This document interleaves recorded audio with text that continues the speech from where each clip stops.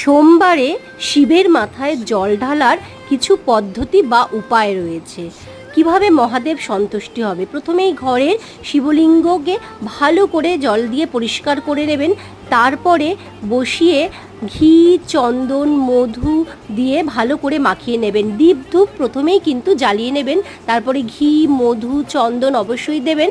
আর ভালো করে জল মানে গঙ্গার জল আর দুধ দিয়ে ভালো করে স্নান করাবেন। নিখুঁত বেলপাতা দিয়ে মহাদেবকে দেবেন এবং 3 বার ওম নমঃ শিবায় অবশ্যই বলবেন।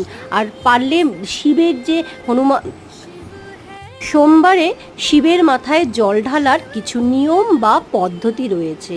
প্রথমেই যে ঘরের আমাদের শিবলিঙ্গ আছে সেটা কিন্তু ভালো করে জল দিয়ে পরিষ্কার করে ধুয়ে নিতে হবে।